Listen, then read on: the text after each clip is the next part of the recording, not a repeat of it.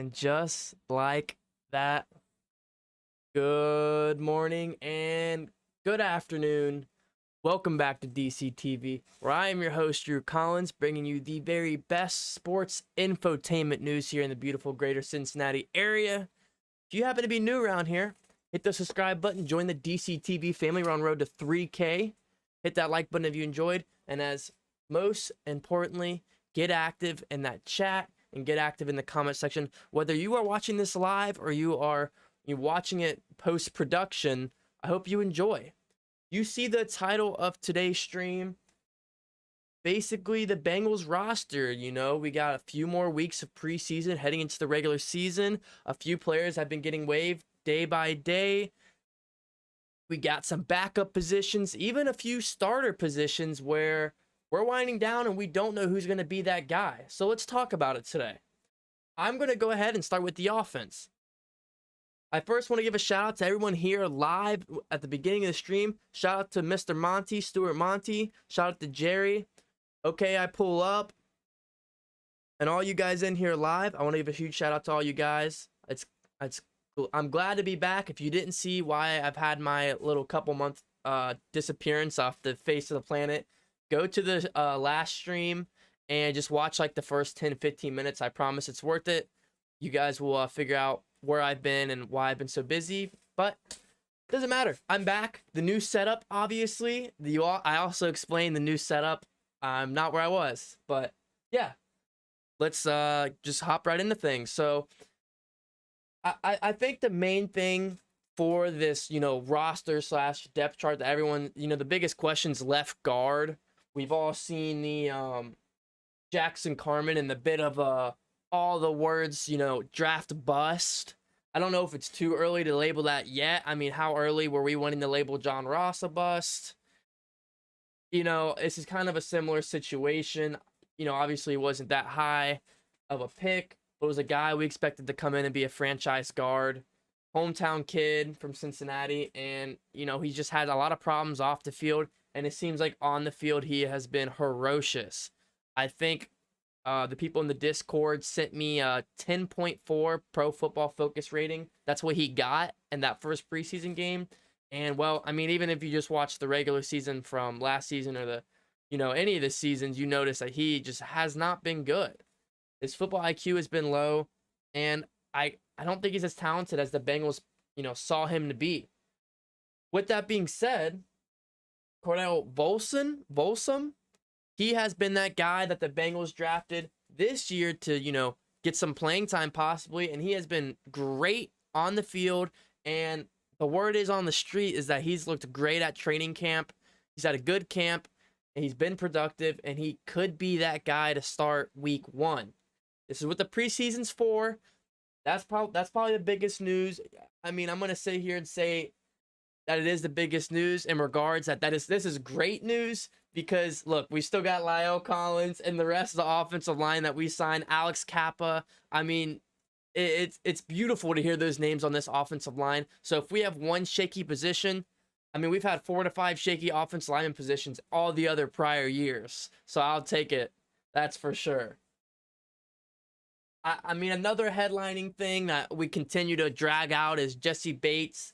He's continuing, threatening to hold out for a contract or a trade. So with that being said, obviously Von Bell and Dax Hill, the other rookie, might have to step up and start this year, get a lot of playing time. That is probably the other biggest thing that, news around camp and heading into the regular season. But what I'm going to do, I'm going to go position by position, talking about who I think is going to be the starter and who's going to be on the bench, second, third string, and who may be cut. So let's go ahead and start on the offensive side with quarterback. Obviously, Joe Burrow's the guy. We probably won't see anything of him in the preseason if I had to assume. I mean, there's just no reason for him to go out there and play in the preseason. But who's going to be the QB2? Obviously, we all know Zach Taylor loves some Brandon Allen. I personally just don't see what he sees. Brandon Allen has been atrocious in any of the games he goes in. And it's just because he knows the system. He knows Zach Taylor's playbook. that's the biggest reason. He's a guy that's a plug and play guy and can help Burrow. Or, I mean, that was, the words when Burrow was, not what he is now, is, oh, he's going to lead Burrow through the playbook and help him with all that. But if anything, it's Burrow helping him now. So is it Brandon Allen, Jake Browning, or Drew Pitt? Those are some of the other guys we've seen here in training camp in the preseason.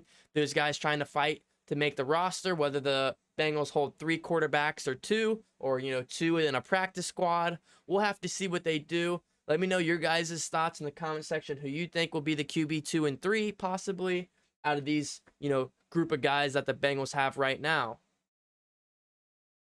Stuart in the chat said, I'm excited for Dax Hill, but I would have liked Jesse back for 1 more year. I think we've all would like that. Jesse has been lurking at the games. Yeah, I mean, we saw the social media post of him at the game, but, in a suite.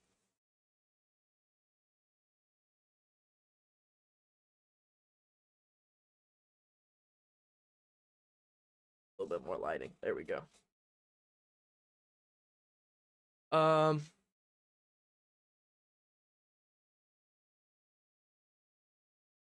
Yeah, they obviously won't start in the preseason. He'll most likely start week 1 if he's healthy.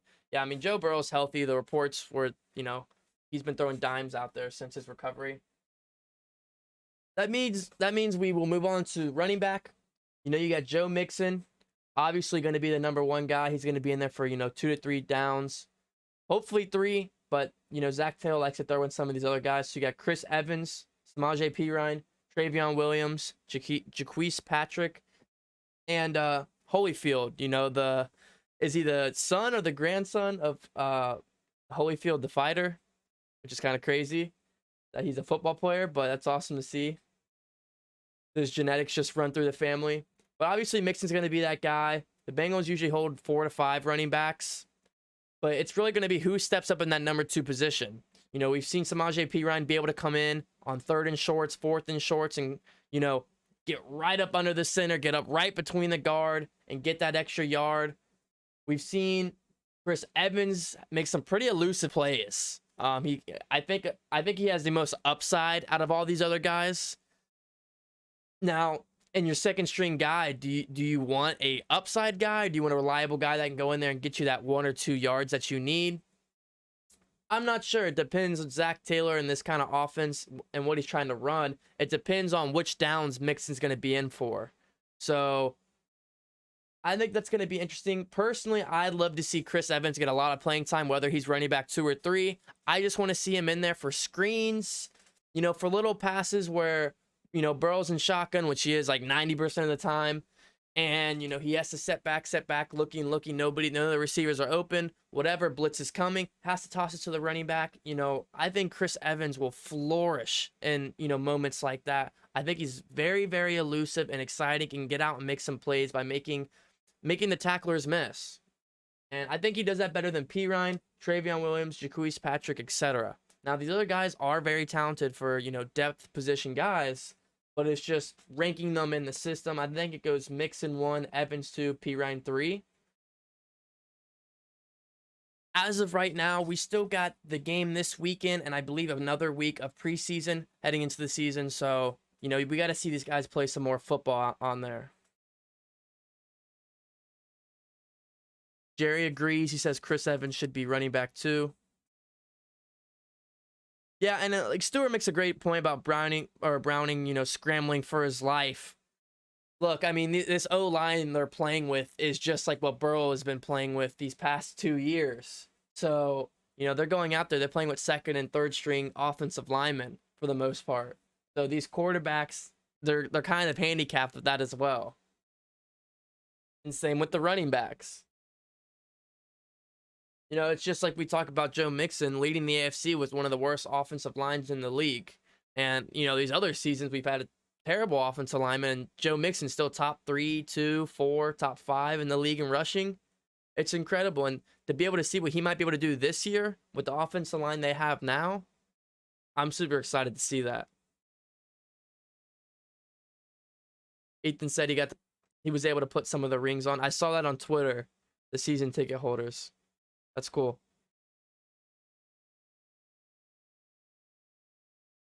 So then we move into receiver. I mean, come on, we already know you got Jamar Chase, Higgins, and Boyd. But Kendrick Pryor is probably the other biggest news out of camp and preseason so far. Kendrick Pryor has been great. He has a lot of upside, and he seems like he has some hands. So Kendrick Pryor, I think it's going to be pretty interesting if he earns that receiver 4 spot. I mean, he's competing with, we've seen Mike Thomas the past few years. He gets in there. He doesn't make huge plays, but he's been pretty reliable to catch balls when they need him and to throw him in there when the defense is doubling Jamar or Higgins or Boyd. I mean, you got to double one of them, and you throw Mike Thomas in there. We've seen Trent Taylor, Irwin, Stanley Morgan, and a couple other guys. So it's going to be interesting who steps up against that receiver 4 spot. So far, Kendrick Pryor has looked like the leader in that regards. You guys let me know what you guys believe. But from what I'm seeing in camp and heading into, and so far what we've seen in preseason, he looks like he's kind of running away with that.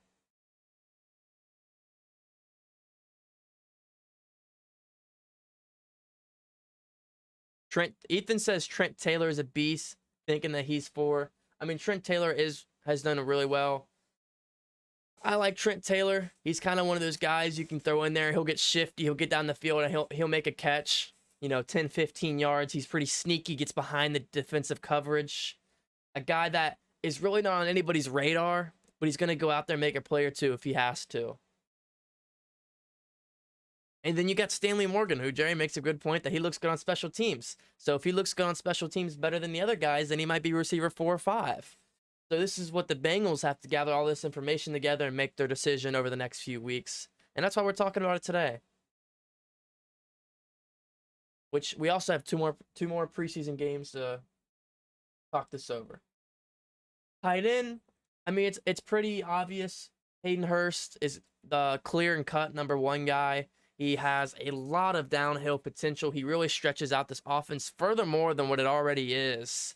And he is just so much more than Drew Sample and what we thought he could have been and what he has been. Let's be honest. He's very vertical. He's a decent rush. He's decent at blocking, but we don't run. I think it's going to be very different this year with having tight ends block. I mean, they didn't do it that much in the first place. It's a very vertical and spaced out offense. Receivers out, 4 wide, 5 wide out. And we're going to see Hayden Hurst in this set because it's exactly what he flourishes in. And I'm going to make a future video about Hayden Hurst and my prediction for him because I think he's going to have a pretty big year with Burrow. We saw Burrow, so far he loves his tight ends. We saw it with Uzama last year. Uzama's a good talent, but he's not a great talent. But he made him look like a great talent because Burrow's security blanket, he was hitting him on the unders and right at the first down markers. And I think we're going to see a lot of that with Hayden Hurst and even more because Hurst is a very vertical tight end. I mean, you also got Drew Sample and Mitchell Wilcox. My only problem with this tight end position is that it's not deep at all. It's probably the weakest position depth-wise for the Bengals, at least on the offensive side of the ball. So, if, God forbid, Hayden Hurst gets hurt or suspended or etc., XYZ, the Bengals are going to be in trouble. Thankfully, they have that 3-headed monster at the receiver position. What would they do without that? I have no idea. But still, I think Hayden Hurst just adds another layer to this offense, and I'm so excited to see it and see what he can do in the season. I don't think we'll see him in the preseason, but we'll have to see. Die Hard's back, like to see it. Stewart said Hurt looks quick, good hands from the clips I've seen. So the juicy stuff, offensive line. So left tackle, it looks like Jonah's secured that. I think the main backup tackle is Isaiah Prince is what I'm hearing, him and Akeem Adinje. I think Akeem Adinje switches between guard/tackle for backup. I believe he was drafted as a tackle, but has kind of transformed into more of a guard. But either way, he is going to be the backup. Left guard, like I said, Jackson Carman versus Cordell Volson, excuse me. It's going to be very interesting to see this play out. My money's on Cordell. I have really low really low reasons to believe why Jackson Carman can turn his career around. I mean, everywhere you look, I'm not going to talk about his off-field problems here, but I just don't know if the guy's fit for the NFL and to be part of this Bengals franchise. So, I mean, we'll have to see. It's still early. My money's on Cordell, though, and I'm going to leave it at that. Center, Ted Karras or Karras. I'm going to have to figure that out, which way is the correct way to pronounce that. It was the signing from, I believe, the Tampa Bay Buccaneers. He is an absolute monster. We were able to convince him to leave Tom Brady to come for Joe Burrow. That's pretty insane if you ask me. Or go from Tampa to Cincy, whatever, however you want to word it. It's so impressive that he's going to be on this roster. He's the clear and cut number one center. You also got Trey Hill, who looks to be backing him up. Right guard, you got Alex Kappa. Oh wait, I might have mixed that. Hold on, that's the guy from the Patriots. Excuse me. I think I got that wrong. Yeah. Excuse me. Alex Kappa is the guy from Tampa. And Ted Karras is a guy from New England. Excuse me. Which you also would have been with Brady in New England years ago, right? Because I'm pretty sure he's been with New England for a while. Yeah, he was drafted 2016 by the Patriots. So, excuse me, sorry. All right, so now that's cleared up. Got a little confused there, my bad. I just want to double check. So now that's all cleared up, Alex Kappa, the right guard from Tampa. Ted, the center from New England. There we go. Backing up Alex Kappa, Hakeem Adeniji, like I talked about, drafted 2020, I believe, from the University of Kansas. Like I said, he was drafted as a tackle, is kind of transformed from a tackle and a guard. So I guess he'll be pretty versatile. And then Isaiah Prince is really the other tackle that I know of that is also the backup. The other guys are probably guys that are undrafted free agents or guys battling to make roster spots, which we'll see what happens. But those are going to be your main offensive line guys that you need to focus on for this year.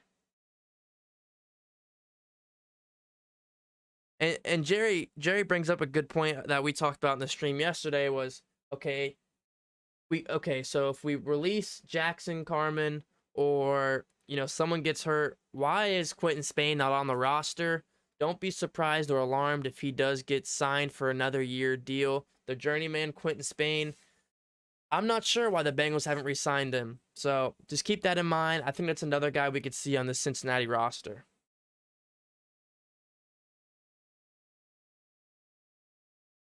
Yeah, Stewart's bringing up a good point that these offensive linemen are, iron sharpening iron, going up into the defensive linemen. They have to every day at training camp. Jonah Williams has been battling it out with Trey Hendrickson. And then you got the other side. You got La'el Collins, if he was healthy, would be battling it out. Sam Hubbard. I mean, then you got the guys in the middle, the big boys. It's just awesome, if these guys are, when they're fully healthy and they're fully practicing and they're going hard at each other. It really is iron sharpening iron.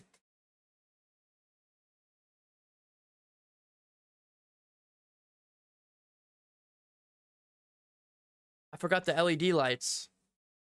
Hold on, give me 1 second.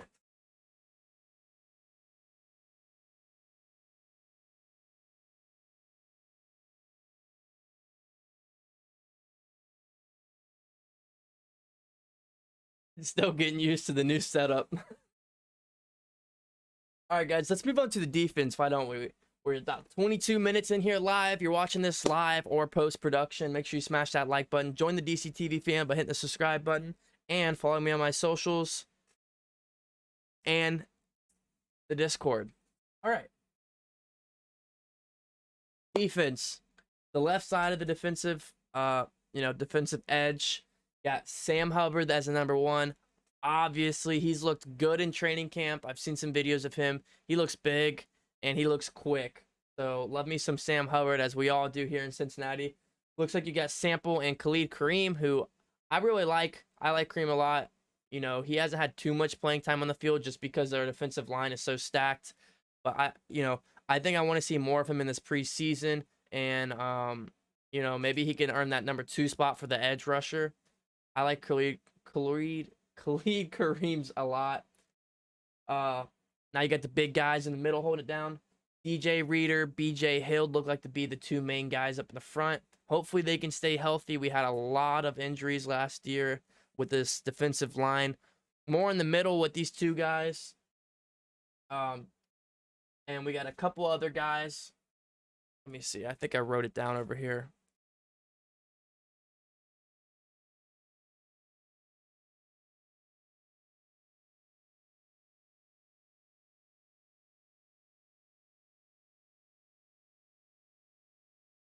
Joseph Asai, Noah Spence, Zachary Carter, Jeff Gunter are all the big man battling to get a roster spot and playing time. So keep an eye out for the rest of the preseason heading into the regular season with these guys as they continue to battle it out.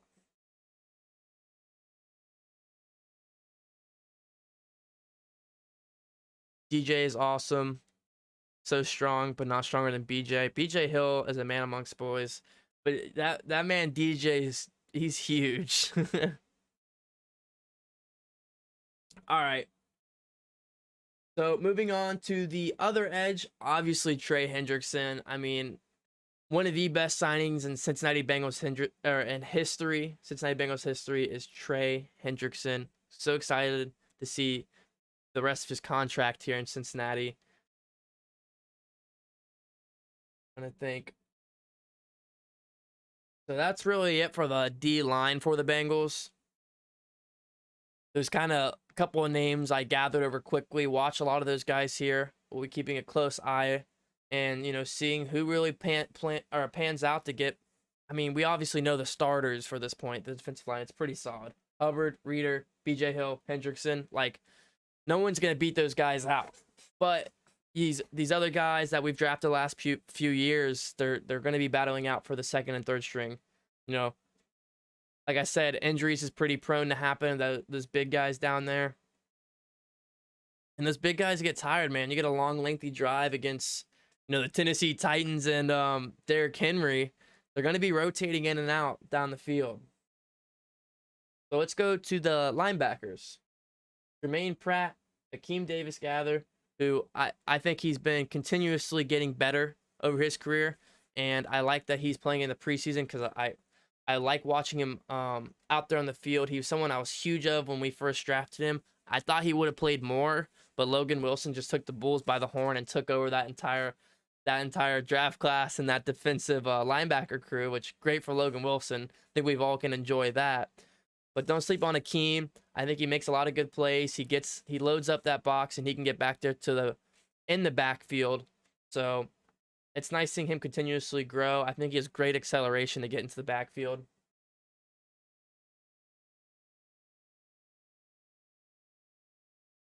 I'm trying to think, am I missing anybody back there?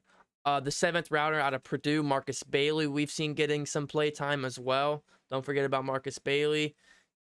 Another guy that's starting to come along. I mean, honestly, fighting for some more minutes. He hasn't played too much because Logan Wilson's just been a man among boys. So Marcus Bailey's been struggling to get, but that's, a 7th round pick. Keandre Jones, Tigray Scales, and Clarence Hicks are some other guys battling to get on some roster, or battling to get on the roster and some playing time as well. Keep a lookout for those guys. Getting into the secondary, Chidobe Awuzie. We already know about that man. Another fantastic signing. It's awesome lead that secondary, and he really shut down a lot of players. I'll never forget when he shut down Tyreek Hill in the first game against the Chiefs. That was such an amazing performance by him. Obviously, you got Mike Hilton in the slot, Trey Flowers, Jalen Davis, and the rest of those corners. Safety, you got Von Bell and Jesse Bates, which I think we all know what's going on with Jesse Bates. I'm honestly getting tired of talking about it. It's so frustrating. But then we bring up Dax Hill, and it's so exciting to bring that name up because, boy, that catch he almost had in the back of that end zone where he was leaning. It's on the thumbnail where he was leaning back like that. He was so close from bringing it in. I think we have something special in Dax Hill, and hopefully he still gets some playing time over the preseason. But at this point, I don't know how much they're gonna want to play him because I think he might be our day one starter. If Jesse Bates continues to hold out. Oh, you also got guys like Eli Apple, Cam Taylor-Britt, Allen George in the secondary as well. And then Brandon Wilson, who's a great return man and a special teams guy. Travion Henderson, Michael Thomas, and names like those who are going to be in the backup scenario or special teams.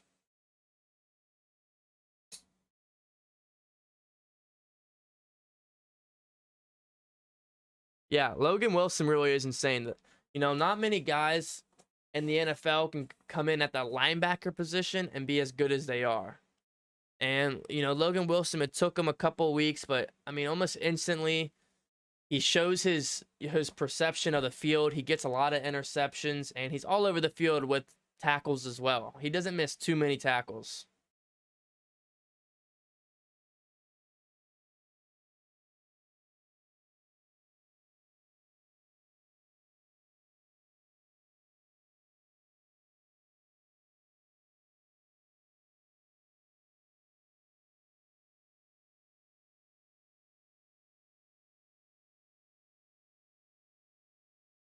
Yeah, I mean, I'm looking at Cam Taylor-Britt. I forgot that he was 6 foot. He has really good size, and he's only 22 years old. Interesting. That really physical. Yeah, I mean, the secondary, it's gonna be interesting because there's gonna be a lot of battling. There's a lot of top talent in there mixed in with some young talent and a little bit of drama with the Jesse Bates situation. So we'll have to see how it plays out. Guys are still quote unquote battling with spots, but for the most part, everything's pretty secure.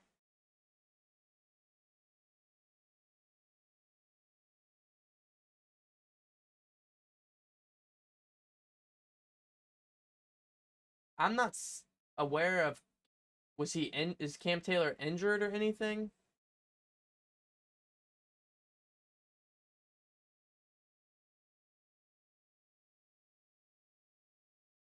Trying to think.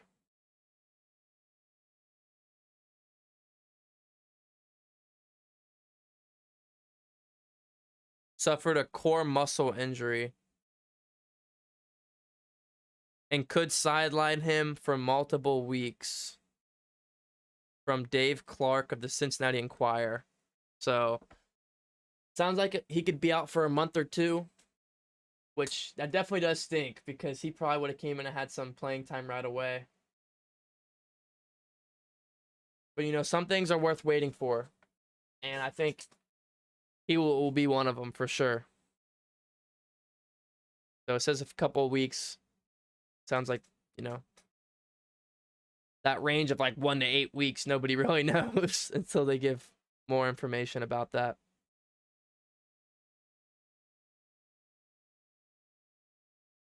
Obviously, it's special teams. McPherson. Come on, no one's taking shooter spot. We all know that. Trent Taylor, Chris Evans. A couple of those guys have been returning the kicks and the punts. I'm sure they'll keep mixing it up.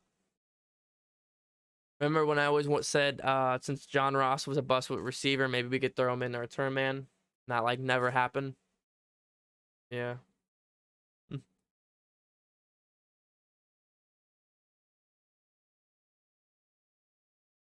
But other than that, you guys have any questions or any, predictions for the roster? Because that about wraps it up. I honestly thought there was going to be more to talk about with the roster and everything, but that about sums it up.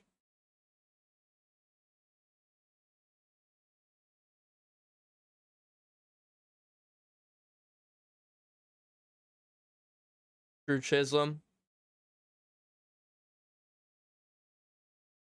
I know somebody's got a crazy prediction from one of these guys that might not make the roster or make the roster, and they're just gonna have a boomer bust year. I mean, it sucks to say that a lot of these guys, even if they did make the roster, they're not gonna play unless there's injuries. Which, although we want to see these guys play, we don't want to see the starter being injured. So it's a plus negative scenario.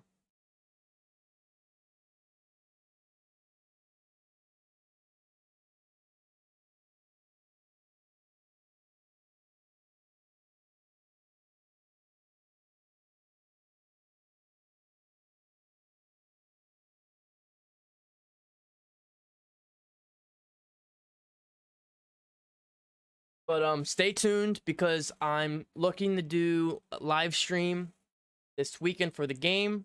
I already have it up, so if you want to go leave a like on it early, you can do that. Giants, Bengals, I believe 7 o'clock, which means I'll probably start the stream around 6. Um, I'm excited for.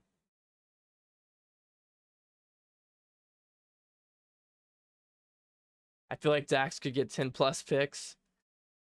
Dude's freaky athletic. He goes up and makes a ton of plays. So when you see a guy like that, you know he's going to be a playmaker. And, even if he doesn't get a ton of picks, as long as he's in there breaking up balls and, being a menace to society back there in the secondary, that's all I care about. Pass deflections go a long way. And they're probably one of the most overrated stats in the NFL, or underrated stats in the NFL. Just because interceptions are what everybody wants. Which, I mean, you see Trayvon Diggs, they're acting like he's the best corner of all time. Which, although he is good, and he's good at a young age, interceptions isn't everything. I've seen a lot of videos of him in training camp so far getting burnt to a crisp. He's trying to jump routes.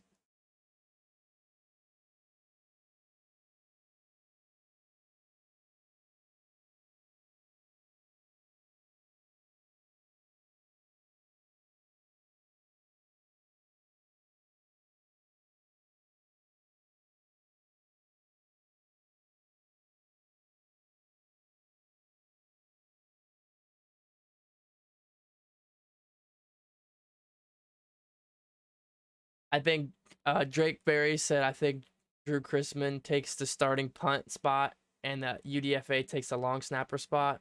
Interesting, interesting.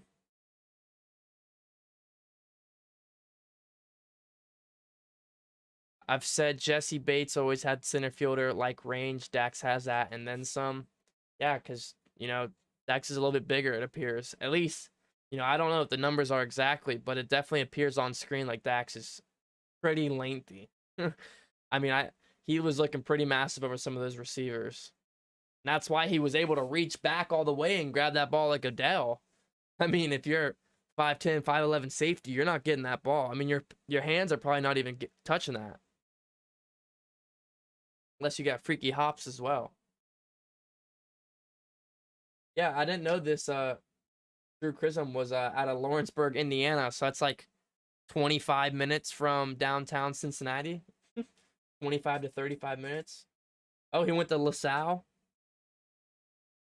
And he went to Ohio State. So, just like Kevin Huber, I believe, who is from the tri-state.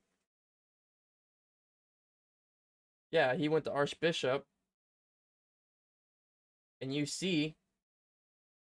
So, it's almost like passing off the torch to give it to another local kid, you know? He's only 25. I'll keep an eye on this. 6'3". Okay, this is something to keep an eye on through preseason. The name of the UDFA long snapper,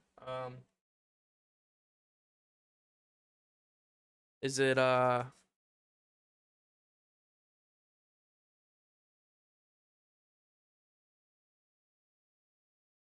Cal Adamits from Pittsburgh, 24 years old, 6'2", 238. Yeah, I mean, Clark Harris is what, like 44 years old or something?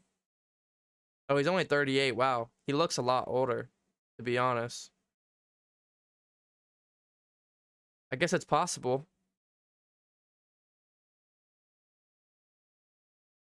Definitely possible.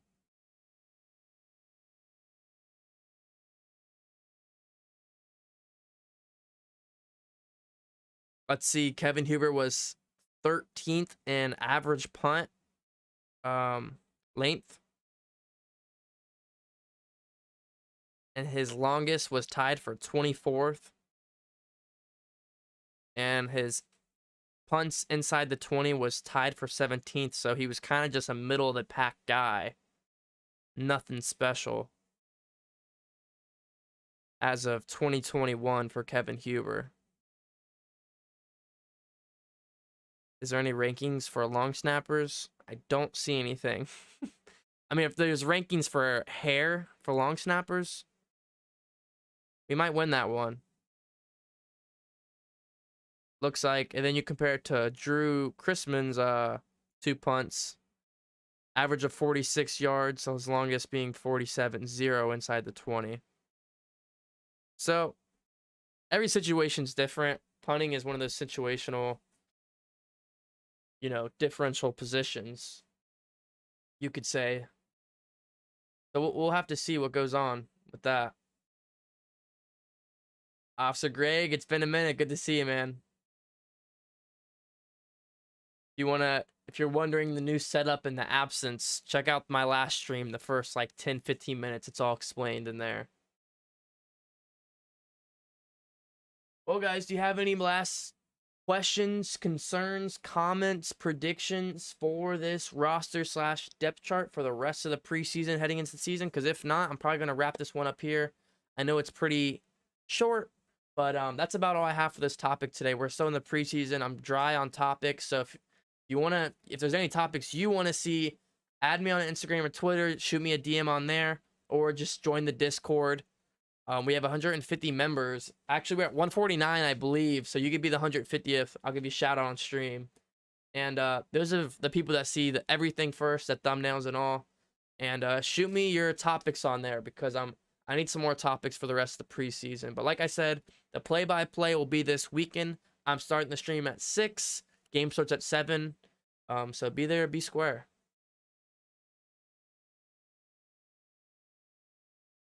Drake says he assumes Volson gets the starting left guard spot. I think that too. I don't even know if that's really considered like a hot take at this point from what we've seen from Jackson Carman. I don't think it's a hot take at all, and I think it will happen, like I said earlier. So, Officer Greg said, what's more likely, Joe Burrow MVP or Jamar Chase Offensive Player of the Year? I'd probably say Joe Burrow MVP. More likely. They just don't credit receivers with nothing nowadays. I mean, let's be honest. Justin Jefferson should have been Rookie of the Year. I'll live and die on that hill every day. Look, Justin Herbert's incredible. He had an incredible season. And, Burrow, if he would have had that whole season, same thing. But, I mean, what Justin Jefferson did, a rookie, come on. He should have got Rookie of the Year. So, I don't think they credit receivers with nothing. Although you could say, oh, Jamar Chase. Look at the numbers Jamar Chase put up. Come on now. There's no denying that. And I thought the same thing for Jefferson. I mean, look at it like this. Justin Jefferson also had Kirk Cousins as his quarterback and still put those numbers up. Come on. David said prediction on the final 53-man roster. I mean, I kind of gave my prediction throughout the stream on my positions for first, second, and third strings. So the biggest question is going to be the QB 2/3, Brandon Allen, Drake Browning, Drew Pitt. Same with the running back, Keyline, Evans, Williams, Patrick. Receiver, Pryor, Taylor, Thomas, Irwin. The depth for the offensive lineman is pretty straightforward. Kind of for the defense as well, to be pretty vague. I mean, there's a couple, third string versus fourth string situations, but for the most part, we already know the starters and the backups for the defense outside of Jesse Bates.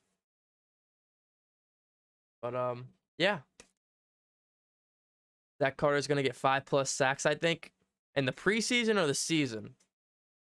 But yes, he has looked good so far.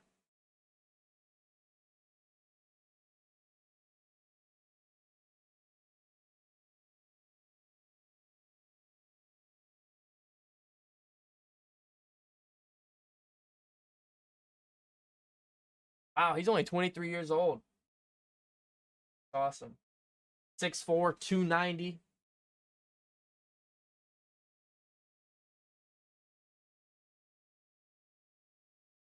Then 4 seasons with the Florida Gators. 17 and a half sacks. 28 and a half tackle for losses. 107 total tackles. 2 forced fumbles and a fumble recovery. He was a teammate with Shooter McPherson. Cool. Marvin, I'm about to head out. I'm sorry. I'm about to head out, but it's good seeing you in here.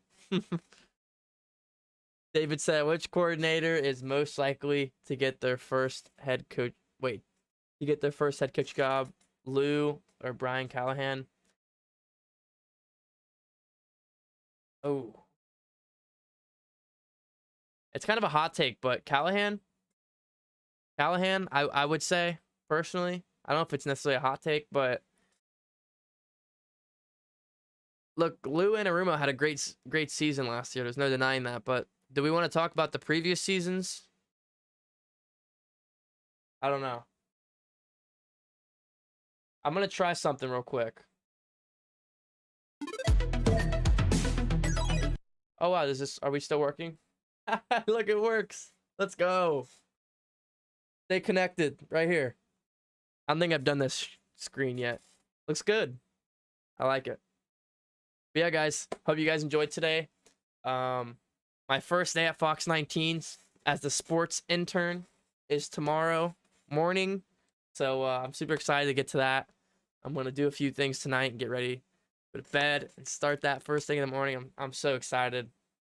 And yeah, as of right now, the next stream is this weekend for the play-by-play game. But depending on my schedule with Fox 19 the rest of this week, because they'll give me my schedule tomorrow, will dictate if I have any more streams heading into the game this weekend. Also, if you guys give me any ideas, which is why I need you to add my socials so you can DM me video ideas, because I'm so dry right now in the preseason. So appreciate that, Die Hard. Shout out to all the Discord people. You guys are awesome. Thanks for all the support. I almost forgot my ending again, but I don't, because I'm just that smooth. Make sure you stay you and stay true. And don't forget,